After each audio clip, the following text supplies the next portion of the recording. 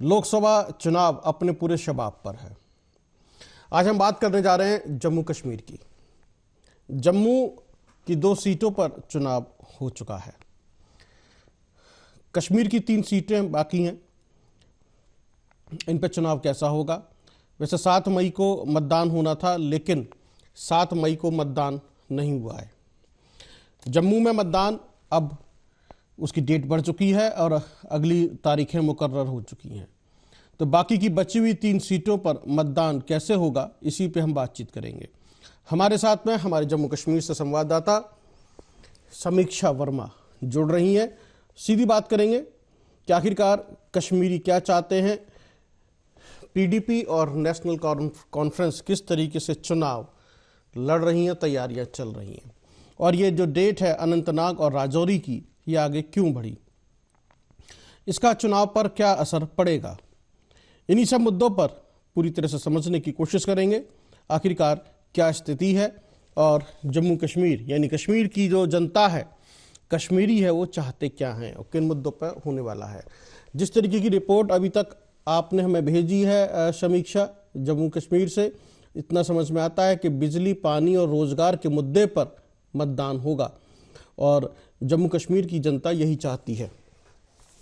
तो इस बार अनंतनाग और राजौरी की जो डेट आगे बढ़ी मतदान की, उसकी क्या वजह है?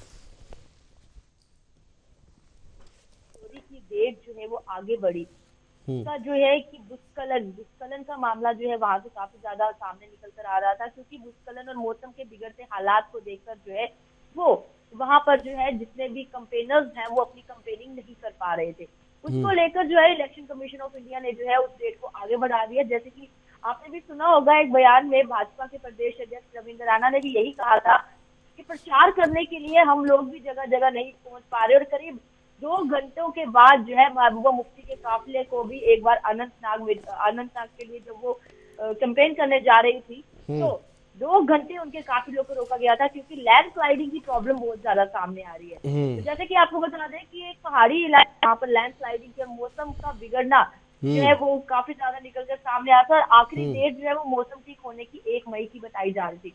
तो लेकर जो है आगे भी मौसम ना बिगड़े, इसलिए इलेक्शन कमीशन ऑफ इंडिया ने जो है जो अनंतनाग राजौरी के जिससे मतदान जो है 7 मई को होने जा रहे थे, उसको बढ़ाकर जो है 25 मई को कर दिया है। जहां पर तीसरे चरण में चुनाव होने जा रहे थे अनंतनाग राजौरी की सीट पर, अब वो 6वें चरण में होंगे। ऐसे तो जम्मू कश्मीर में जो है वो 5 चरणों में चुनाव होने थे। जी अजीत जी, तो 5 चरणों में चुनाव होने थे। 5 लोकसभा सीटें हैं, 1 सीट लद्दाख की है। लद्दाख का अलग स्थिति है। तो अब अनंतनाग और राजौरी से कौन कौन प्रत्याशी खड़े हुए हैं और किसका पलड़ा भारी लगता है आपको? पीडीपी बाजी मारेगी या फारूक अब्दुल्ला की पार्टी बाजी मारेगी? ज्यादा आपको बताएं तो पीडीपी भी अपना प्रचार जो है वो सही अपने तरीके से कर रही है। महबूबा मुफ्ती जी हैं और एनसी से उमर अब्दुल्ला जो है वो भी अपने तरीके से कर रहे हैं। लेकिन इस समय सबसे बड़ी बात ये निकल कर सामने आ रही है कि भाजपा जो है वो बैट और बॉल, मतलब अल्ताफ बुखारी की अपनी पार्टी को जो है वो सपोर्ट कर रही है। इसीलिए भाजपा ने जो है अपना कैंडिडेट जो है वो अनंतनाग राजौरी की सीट से नहीं उठाया, क्योंकि वो सपोर्ट कर रही है बैट और बॉल, मतलब की अल्ताफ बुखारी की पार्टी को। इसलिए जो है इस समय वहां पर जो है आप देख सकते हैं कि महबूबा मुफ्ती और उमर अब्दुल्ला दोनों में जो है एक, जैसे कि हम लोग यहाँ पर जम्मू की बात कर रहे थे, जब तो कांग्रेस और बीजेपी की कांटे की टक्कर की बात कर रहे थे, तो वहां की बात ले चले तो वहां पर पीडीपी और एमसी में कांटे की टक्कर में वोट जो है वो जाएगा। अब जिनको भी लोग प्यार करते होंगे, जो भी लोगों को लगेगा कि उनका प्रतिनिधि आगे जाकर पार्लियामेंट तक उनकी आवाज लेकर जाएगा, तो लोग जो है उन्हीं को वोट डालेंगे। जेकेएनसी की बात करते हैं, उसके 3 सांसद हैं, है ना, जो वहाँ पर रहे, काबिज रहे तीनों सीटों पर कश्मीर की। तो इस बार भी जेकेएनसी के ही रहने की उम्मीद है या लोगों के अंदर बदलाव का कोई मन है? जी, लोग बदलाव चाह रहे हैं। जैसे कि जम्मू की जनता बदलाव चाह रही है, वैसे ही कश्मीर की जनता भी बदलाव चाह रही है। क्योंकि साफ तौर पर महबूबा मुफ्ती ने भी यही कहा कि जैसे कि उन्होंने अपने प्रचार में और एक अपनी स्पीच में कहा था कि हमेशा से सभी पार्टीज ने जब वोट मांगा तो यही कह के मांगा, बिजली, पानी और बेरोजगारी। लेकिन महबूबा मुफ्ती जो है वो श्रीनगर को बदलना चाहती है, वो कश्मीर को बदलना चाहती है, वो लोगों की आवाज को उभार कर बाहर लाना चाहती है। इसीलिए महबूबा मुफ्ती जो है इस बार खुद चुनाव लड़ रही है। तो बाकी रही जेकेएमसी की बात करें तो ये लोगों की, जो लोगों से बातचीत करें अगर हम, तो लोग जो है इस समय बदलाव चाह रहे हैं। और वहीं पर कश्मीरी पंडित की बात करें तो ज्यादा वोट तो वहां पर वही है। तो कश्मीरी पंडित का यही कहना है कि वापसी होगी तो वोट मिलेगा, वापसी होगी तो वोट मिलेगा, है ना। तो बाकी के मुद्दे जो हैं पीछे छूट गए, सिर्फ बिजली पानी और रोजगार। और बिजली पानी रोजगार के लिए बीजेपी ने तो खैर वादा किया है, चाहे जुगल किशोर शर्मा हो या जितेंद्र सिंह हो। जी, तो जैसे आपको बता दें कि जैसे मैंने आपको पहले बताया, रविंद्र रैना मतलब जो भाजपा है वो अपनी पार्टी को सपोर्ट कर रही है, और अपनी पार्टी जो है वो बिजली, पानी और बेरोजगारी के मुद्दे को सपोर्ट कर रही है। तो वो बेरोजगारी और बिजली पानी का मुद्दा दबेगा नहीं, क्योंकि अल्ताफ बुखारी की पार्टी जो है, उनके कैंडिडेट जो है वो उस मुद्दे को उछाल रहे हैं, उस मुद्दे को लोगों तक लेकर जा रहे हैं। लेकिन बदलाव लोग चाह रहे हैं इस बारी। जम्मू की जनता भी बदलाव चाहती है और कश्मीर की जनता भी बदलाव चाहती है कि कुछ नया जो है अब देखने को मिले, कुछ नया चेहरा जो है अब हमारे साथ जो है, हमारा कैंडिडेट, हमारा जो प्रतिनिधि हो कुछ नया हो और कुछ नया सोचे हमारे लिए। तो अभी जिस तरह की स्थिति बनी हुई है, चुनाव प्रचार किस तरीके का चल रहा है? अगर मौसम की अगर ऐसी स्थिति है तो फिर चुनाव प्रचार कैसे हो रहा है अनंतनाग और राजौरी में? अभी अनंतनाग और राजौरी का जो है 7 मई तक चुनाव प्रचार जो है वो बंद है, क्योंकि वहाँ पर मौसम काफी ज्यादा खराब बताया जा रहा है। अभी भी लैंड स्लाइडिंग की प्रॉब्लम काफी ज्यादा वहाँ पर आ रही है, तो आने जाने में जो है काफी ज्यादा रुकावटें आ रही है। वहाँ पर रोड जो है वो ब्लॉक है इस समय। तो अगर कोई निकलता भी है तो उसको काफी ज्यादा घंटों जो है वो वेट करना पड़ता है, तो फिर वो जाकर जो है अपनी अपनी लोकेशन पर पहुंच जाता है। तो वहीं पर अभी आपको बता दें कि 7 मई तक अनंतनाग राजौरी की सीट पर जो है वो प्रचार, अनंतनाग वाली साइड जो है वो बंद है, बाकी अलग अलग छोटे छोटे गाँव में जो है वो प्रचार अभी चल रहा है। चलिए, खैर अगर इस तरह की स्थिति है तो यानी कि कुल मिलाकर अब जो है, जब इसका फर्क नहीं पड़ेगा, इलेक्शन कैंपेन यदि बंद हो जाता है तो लोगों में उत्साह भी खत्म हो जाता है और पार्टियां भी जो है ठंडी पड़ जाती हैं, वो जोश नहीं रहता है। तो इसका कौन सी पार्टी को फायदा मिलेगा फिर? देखिए, फर्क तो काफी ज्यादा पड़ेगा, क्योंकि लोग एक ना रूटीन में जो है कैंपेनिंग चल रही थी, तो लोगों की भी ये चाह थी कि जैसे महबूबा मुफ्ती हमारे तक पहुंचे, उमर अब्दुल्ला हमारे तक पहुंचे, हमारी बात सुने, हमारे बीच में बैठे, और भी जितने कैंडिडेट्स हैं वो हमारे बीच में पहुंचे। लेकिन ऐसा नहीं हो पाया। तो यहाँ पर पार्टीज का भी कहीं ना कहीं मोड जो है वो, लेकिन कैंपेनिंग वो कर रहे हैं, लेकिन कुछ छोटे छोटे इलाकों में कैंपेनिंग कर रहे हैं, जहाँ पर वो आसानी से जा पाए, जहाँ पर वो उनको जाने में दिक्कत ना हो, वहां पर वो जा रहे हैं, वहां पर बात कर रहे हैं। लेकिन इस समय की बात करें तो लोगों में एक उत्साह था कि हमारे बीच में हमारे प्रतिनिधि पहुंचेंगे, हमारी बात को सुनेंगे, हमारी बात को रखेंगे। तो थोड़ा सा उत्साह जो है वो लोगों का डाउन हो गया। लेकिन देखते हैं 7 मई के बाद जब रास्ते खुलेंगे, तो रास्ते साफ होंगे, तो वहां पर जाना आसान होगा। तो जब कैंपेनर्स वहां पर जाएंगे अपनी कैंपेन करने के लिए, तो लोगों का उत्साह जो है मुझे लगता है और बढ़ता हुआ नजर आएगा। तो बाकी जैसे 2 चरण में मतदान हो चुके हैं जम्मू में और उधम सिंह नगर में, तो क्या स्थिति है? लोग किस तरह की चर्चाएं कर रहे हैं, कुछ है आइडिया? जी, यहाँ पर अगर जम्मू की बात करें, उधमपुर की बात करें, तो 50-50 का बात करें, 50-50 चल रहा है। 50% भाजपा और 50% कांग्रेस, क्योंकि कुछ लोग बदलाव चाह रहे हैं। और यहाँ पर आपको मैंने पहले भी बताया था कि साइलेंट वोट की बात करें तो साइलेंट वोट जो है वो काफी ज्यादा कांग्रेस को गया है। और भाजपा, देखो, चाहने वाले जो होते हैं, जो भाजपा को चाहते हैं, वो भाजपा को ही वोट करेंगे, वो कांग्रेस को नहीं करेंगे। लेकिन इस समय जो है वही एक तुलना करें तो 50-50% है कि अब कौन बाजी मार के ले जाएगा वो तो 4 जून को ही पता चलेगा। नहीं, फिर भी 50-50 है, मतलब टक्कर बराबर की कुछ भी हो सकता है। जीत जो है किसी के भी पाले में जा सकती है। तो इस बार ये जो जनता जो है बड़ी साइलेंट मोड में है, किसी भी स्टेट की हो, पूरे देश के अंदर यही स्थिति है, जनता कहीं कुछ बता नहीं रही है। तो क्या लगता है आपको कि जनता का इस तरह का मूड क्यों बना है? इस बार कुछ बताने के लिए तैयार नहीं है। समीक्षा जी अजय जी, मैं सुन नहीं पाई आपको। मैंने कहा कि जनता इस बार बड़े साइलेंट मोड में है, चक्कर क्या है? मतलब जनता कुछ बताने के लिए तैयार नहीं है, किसी भी स्टेट की हो। पूरे देश की जनता का मिजाज एक जैसा लग रहा है, बस खामोश है और वोट डाल रही है बस। देखिए, मोदी भक्त जो है वो मोदी जी को ही वोट डालेंगे। और साइलेंट ये तो मैं भी नहीं कह सकती, हाँ, लेकिन इस बार की जिस जिस स्टेट की बात करें सभी वोटर जो है इस बार साइलेंट है। ये तो लोग बताते थे, लोग बात करते थे मीडिया के साथ, अगर मीडिया भी बात करने जाती थी उनको अपनी दिल की बात खोलकर सुनाते थे। लेकिन इस बारी लोगों का एक मोड जो है साइलेंट मोड है। तो अब 4 जून को ही पता चलेगा, क्योंकि जम्मू की और उधमपुर की सीट की बात करें तो मतदान जो है अजय काफी अच्छा मतदान जो है वो हुआ है, काफी अच्छा प्रतिशत मतदान हुआ है। लेकिन बात वही करे, तुलना करे तो 50-50% की तुलना है। अब कौन बाजी मारकर जाता है, तो किसको जनता ने ज्यादा वोट दिया है, कौन बाजी मारकर जाता है, कौन होता है आने वाला प्रधानमंत्री, 4 जून को ही पता चलेगा। भाजपा आएगी या कांग्रेस। भाजपा आएगी या कांग्रेस आएगी। लेकिन जिस तरह की स्थितियां हैं जेकेएनसी की और पीडीपी में किस तरह की जो है चल रही है इस वक्त, और निर्दलीय उम्मीदवारों की क्या स्थिति है पूरे जम्मू कश्मीर की बात करें? निर्दलीय उम्मीदवार भी अपना प्रचार कर रहे हैं अपने अपने तरीके से। जैसे कि आपको अनंतनाग का बता दूं तो 10 कैंडिडेट्स जो है वो निर्दलीय वहां से उठे हैं, तो वो अपना प्रचार कर रहे हैं। लेकिन अजय जैसे एक नेशनल कॉन्फ्रेंस की बात कर रहे हैं आप, तो नेशनल कॉन्फ्रेंस का ना एक दबाव होता था एक टाइम पर, जब फारूक अब्दुल्ला खुद बैठते थे, और आज उनके बेटे इलेक्शन लड़ रहे हैं, तो लोग भी जो है कहीं ना कहीं कंफ्यूज है इस टाइम, क्योंकि इस समय उमर अब्दुल्ला इलेक्शन लड़ रहे हैं। तो एक दबाव जो होता था ना, जैसे कि पुरानी बात करें एनपी का या पीडीपी का, वो दबाव जो है वो थोड़ा इस समय कम होता हुआ दिख रहा है। फिर लोग जो है आगे चल चुके हैं, क्योंकि 2019 के बाद अब जाकर चुनाव हो रहे हैं, और फिर से उसके बाद प्रधानमंत्री नरेंद्र मोदी आए, फिर भाजपा आई, तो लोग जो है वो उस पार्टी को जो है ना, वो पुराने बुजुर्ग तो याद रखेंगे, लेकिन अब की जो जनरेशन है ना वो बदलाव चाह रही है, तो वो आगे चलेगी। आज की जनरेशन की बात करें तो आज की जनरेशन में कुछ अलगाववादी कट्टरपंथियों के बच्चे भी जो है राजनीति में आ चुके हैं, वो भी जो है अलग अलग तरह की बातें कर रहे हैं। तो अगर आज की जनरेशन की बात करें, बदलाव चाहते हैं, बदलाव की वजह क्या है, क्या और किस तरह का बदलाव चाहते हैं?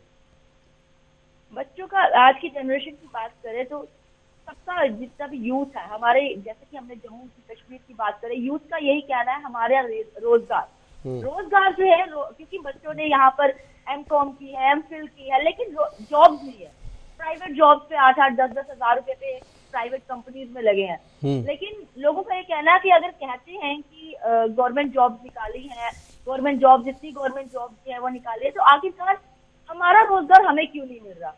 बच्चों का भी यही कहना है कि बदलाव आएगा तो हमें लगता है हमारा रोजगार भी हमारे तक पहुंचेगा, क्योंकि एक बार एक सरकार को देख लिया, अब आगे भी चलेगा। चलिए, रोजगार के बारे में बात हो रही है, बदलाव की बात हो रही है।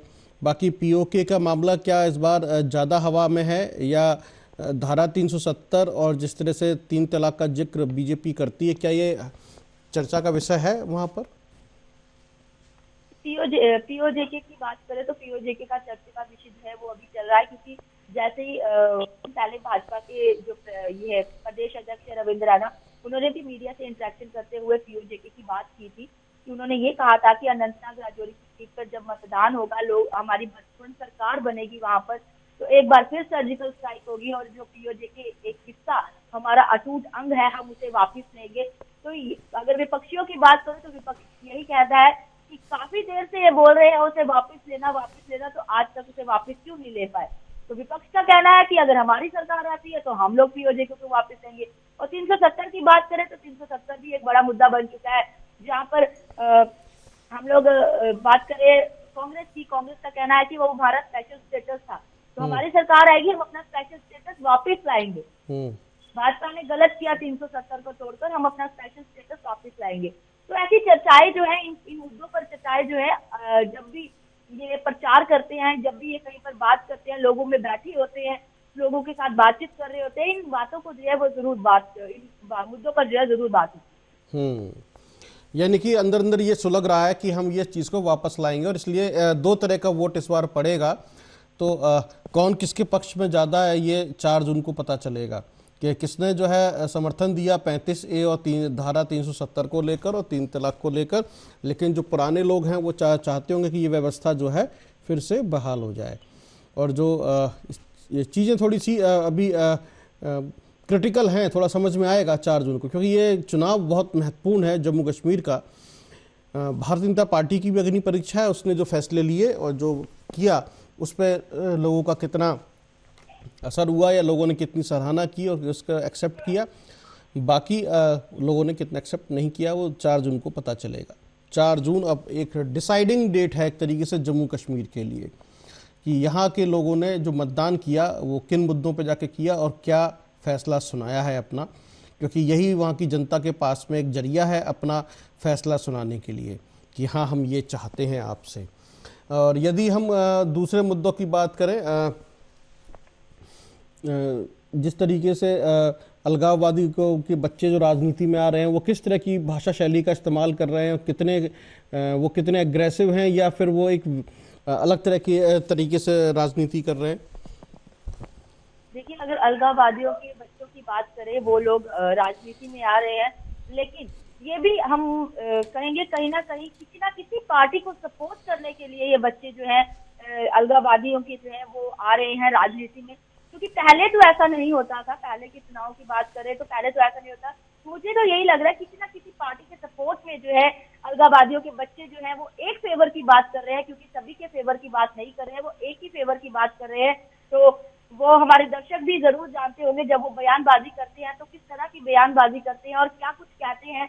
और सबसे बड़ी बात अजय ये है कि उनके ऊपर जो है कुछ एक्शन भी अभी तक नहीं लिया गया। जिस तरह से उनके टॉकिंग सेंस है, जो वो बोल रहे हैं, उनके ऊपर अभी तक कोई एक्शन भी नहीं लिया गया। और सोशल मीडिया पर उनकी जो वीडियो क्लिप्स है वो वायरल हो रही है, लेकिन अभी तक उन बच्चों पर जो है कोई एक्शन नहीं लिया गया है। जी अच्छा, जैसे अभी आप लैंडस्लाइड की आप बात कर रही थी और जिस तरीके से स्थिति बनी हुई है, तो लैंडस्लाइड होना और सड़कों का उखड़ जाना, बह जाना, ये इसकी क्या वजह समझ में आ रही है? क्या इसमें भी कोई करप्शन की बात है क्या? देखिए अजय, अगर रोड में मटेरियल अच्छा लगा होगा तो रोड में जितनी मर्जी बाहर आ जाए तो रोड बहेगा नहीं। तो हम जो जनता है वो इस समय देख रही है, हमें तो जनता जरूर समझेगी इस चीज को कि हम क्या बोलना चाहते हैं। करप्शन की बात करें तो करप्शन भाजपा कहती है करप्शन नहीं है, कांग्रेस कहती है बहुत करप्शन है। तो आप खुद देख सकते हैं जिस तरीके से अलग अलग जगहों पे आपने हादसे सुने होंगे। अभी आपने थोड़े ही दिन पहले रामबन पे भी एक हादसा सुना होगा जिसमें करीब 60 घर जो है वो बह गए। 60 घरों के लोग बेघर हो गए, लेकिन अभी तक उन लोगों को जो है कुछ भी सरकार की तरफ से पैसा नहीं मिला कि वो अपने घरों को मेंटेन कर पाए, अपने घरों में वापस रह पाए। अभी तक कुछ नहीं हुआ। वही वैसे ही बात अनंतनाग राजौरी की बात करें, अनंतनाग की बात करें तो वहां पर भी ऐसी लैंडस्लाइडिंग, जब भी कोई छोटी बाढ़ आती है तो रोड जो है वो बह जाते हैं और आने जाने का सफर और आने जाने यहाँ तक कि 2-2 दिन तक वो रोड जो है वो बंद रहता है। तो ये एक अलग तरह की स्थितियां हैं। मतलब जम्मू कश्मीर की जो स्थितियां हैं वो काफ़ी क्रिटिकल हैं इस वक्त, और लोगों के पास में सिर्फ एक ही जरिया है, वो है चुनाव। कि चुनाव के जरिए, मतदान के जरिए वो अपना फैसला सुनाना चाहते हैं, किस तरह के लोगों को लेकर आना चाहते हैं। तो दो तीन इसमें चीज़ें समझ में आ रही हैं। एक तो पुरानी स्टेटस को वापस लाना चाहते हैं और जो बेसिक मुद्दे हैं उन पर भी वो बात करना चाहते हैं, और भारतीय जनता पार्टी किस तरीके से जो है उनके मुद्दों को सॉल्व कर सकती है उसके लिए सोच रहे हैं। तो एक धड़ा ऐसा है जम्मू का जो सिर्फ और सिर्फ हिंदूवादी है और वो चाहता है कि बीजेपी ही रहे। इसलिए जैसे पिछली बार भी 2 बार जो है दोनों सीटों पर बीजेपी वहाँ जीत कर आई, लेकिन जहाँ पर मुस्लिम्स मतदाताओं की आबादी ज़्यादा है वहाँ पर JKNC यानी नेशनल कॉन्फ्रेंस के जो है 3 उम्मीदवार जीत कर आए थे, वहीं वो काबिज हैं। तो इस बार भी ऐसी कुछ लग रहा है या भारतीय जनता पार्टी कोई ना कोई वहाँ गुल खिला पाएगी? उम्मीदवार तो उसने उतारे नहीं है, समर्थन तो है भारतीय जनता पार्टी का। JKNC के साथ इस बार भारतीय जनता पार्टी मिलकर चुनाव लड़ रही है, अलग है इस बार?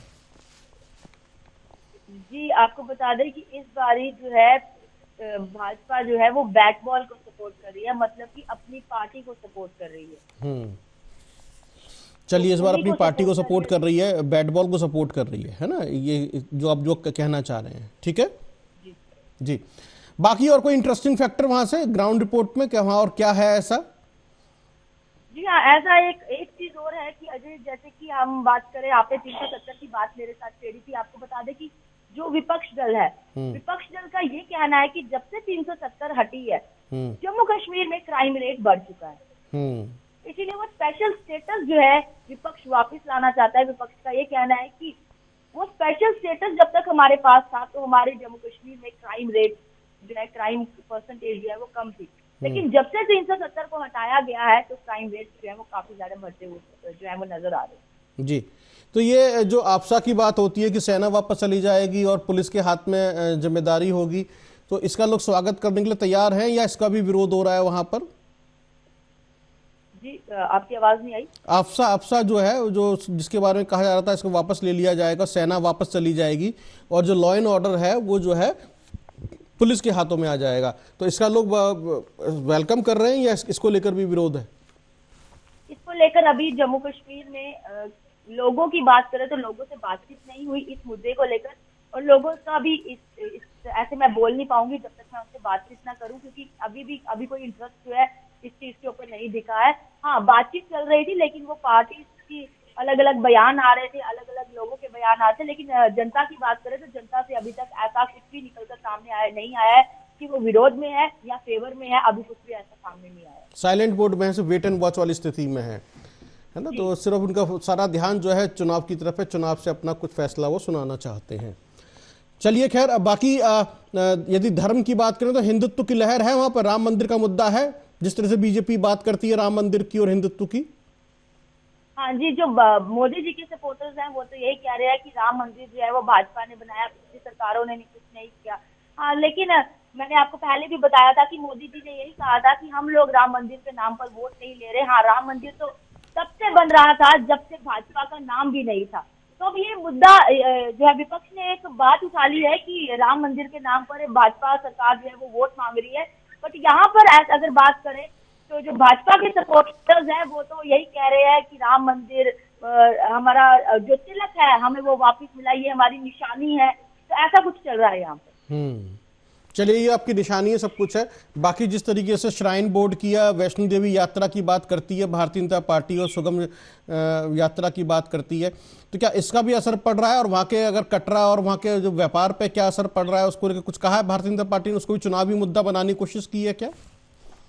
भारतीय जनता पार्टी ने तो चुनावी मुद्दा बनाने की कोशिश नहीं की इस चीज को, लेकिन आपको बता दें जो माता वैष्णो की तरफ बैटरी कार जाती थी, आज आपको बता दें ये एक लेटेस्ट अपडेट है कि जो बैटरी कार जाती थी उनके दाम भी बढ़ा दिए गए हैं। तो श्रद्धालु उन बैटरी कार्स का उपयोग करते थे ऊपर तक, जिनसे चला नहीं जाता था या बुजुर्ग होते थे, उन लोगों को कम रेट में बैटरी कार की बजाय अब रेट को डबल कर दिया गया है। तो ये चुनाव का असर ये दिख रहा है। जी, चुनाव का असर ये दिख रहा है कि रेट डबल कर दिए गए हैं। तो महंगाई का स्तर बढ़ा है, चीजें महंगी होती चली जा रही हैं, ये एक मुद्दा है वहां पर। वो इससे जी टूरिस्ट जो जम्मू कश्मीर के टूरिज्म पे क्या फर्क पड़ रहा है इससे? लोग खुश हैं? जम्मू कश्मीर में पहले से अब इस साल का टूरिज्म की बात करें तो इस बार ज्यादा टूरिस्ट आया है। नई नई जगहों को जो है जम्मू कश्मीर टूरिज्म डिपार्टमेंट ने जो है वो डेवलप किया है। तो लोग बाहर से जो है जम्मू में, इस बार जम्मू में भी लोग जगह जो है वो देखने की आए। इस बार टूरिस्ट का लेवल कहें तो अच्छा खासा लेवल था। और अब जून जुलाई भी आने वाली है, बच्चों की छुट्टियां भी शुरू हो जाएंगी, फिर एक टूरिस्ट का देखते हैं कि क्या पहले से अब ज्यादा होता है टूरिस्ट लेवल। और बाकी महंगाई की बात करें तो महंगाई तो काफी ज्यादा है, यहाँ तक कि सब्जियों के दाम भी बढ़ा दिए गए हैं। ये सब्जियों के दाम, खान पान के दाम, एक सिलेंडर की बात करें तो उसमें जो है 100 रुपए की कटौती हुई है और 2 रुपए की कटौती जो है वो पेट्रोल में हुई है। बाकी खान पान का सामान तो वहीं पे वही है, महंगाई वहीं की वहीं है। महंगाई वहीं की वहीं है, यानी कि जो छोटी छोटी जो चीज़ें हैं, चाहे दूध है, ब्रेड है या फिर आटा है, दाल चावल है या सब्जियों की बात करें, सब काफ़ी महंगा है। और यदि रिफाइंड ऑयल की हम बात करें तो वो भी काफ़ी महंगा है ना? तो इसका एक असर पड़ रहा है आम जनजीवन के ऊपर। फिलहाल अब ये महंगाई जो है ये चुनावी मुद्दा बनेगा या नहीं बनेगा, या दूसरे मुद्दों पर चुनाव होगा, ये अब थोड़ा सा 4 जून को पता चलेगा। फिर भी आप जिस तरीके से लोगों से बातचीत कर रहे हैं आपको समझ में आ रहा होगा। फिलहाल समीक्षा, बहुत बहुत धन्यवाद, आपने हमें ये तमाम जानकारी दी वहाँ पर। और जिस तरीके से अभी चुनाव प्रचार बंद है और 7 मई तक चुनाव प्रचार बंद है, और अनंतनाग और राजौरी की सीट पर अभी चुनाव प्रचार बंद है और चुनाव की डेट टाल दी गई है, आगे बढ़ा दी गई है। 25 मई को चुनाव होगा यहाँ पर। आज के बुलेटिन में सिर्फ इतना ही। बहुत बहुत धन्यवाद, देखते रहिए आर्या न्यूज़।